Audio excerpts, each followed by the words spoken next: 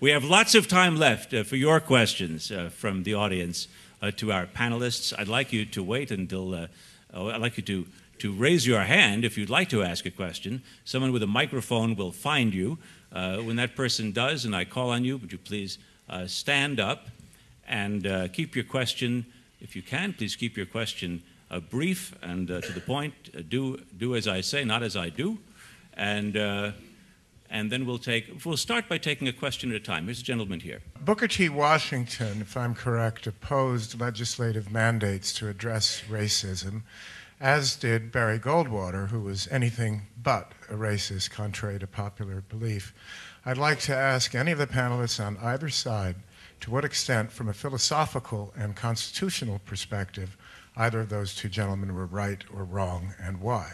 Well, it's not surprising that there have been African Americans throughout history who have disagreed, sometimes profoundly, with the positions of the majority of African Americans as to what kind of intervention should be put forward to better their condition.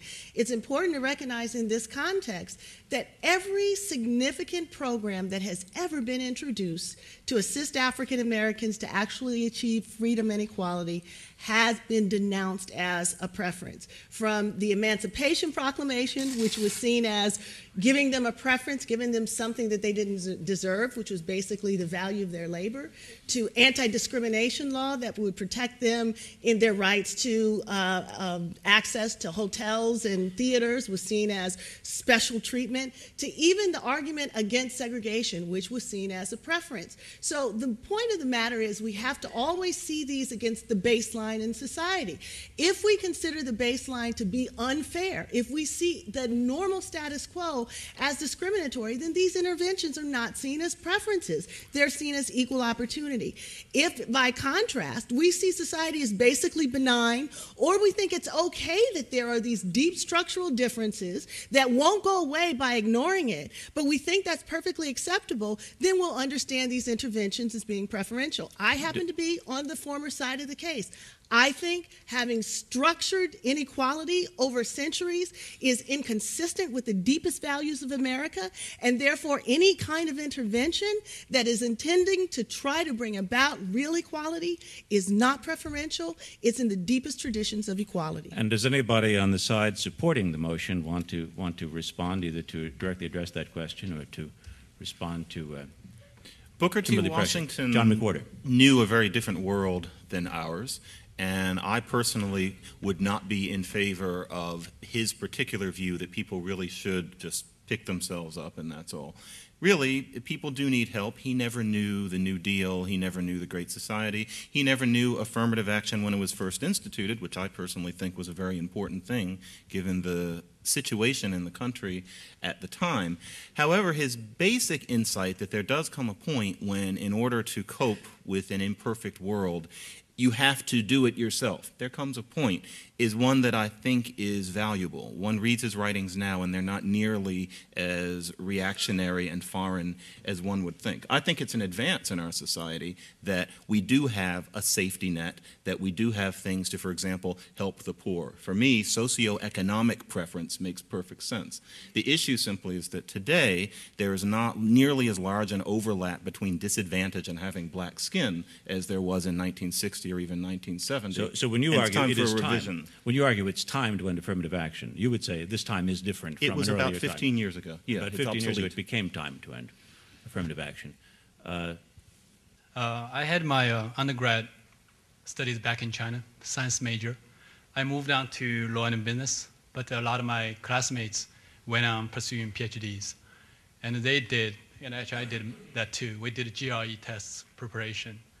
And I remember the time, didn't have money, could not afford materials from the test center. So all we can prepare on is based on, the past 10 years old exams in the public.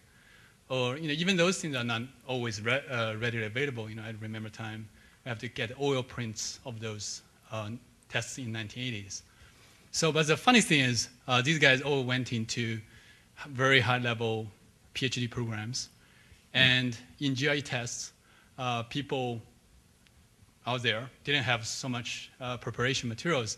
You have to come to the question now. Actually beat U.S. people in a U.S. test become the best performing students' body, the Chinese guys. And if foreigners can do that, why people in the US cannot? If foreigners can compete with American students on the tests that we require them to take for admission to our graduate schools, why shouldn't we expect Americans to do so? Who wants to answer that question? Tim Wise? I don't think it's a question of whether we ought to expect people to do well on tests. I think we ought to. And I think we ought to make it possible for folks to do so no matter who's taking it, whether they are taking it from some other country, whether they're taking it from down the block. I think the real question, however, is whether or not we ought to be looking at that test, no matter how it's done on, by anyone, be they a foreigner or be they someone who is a citizen of the United States, as to whether that should be the criteria for admission. Now, the research on this is very clear, that the highest correlation you ever will get on an SAT, a GRE, a MCAT, an LSAT, or any of these tests with actual performance in the first year after the test is taken is 0.4.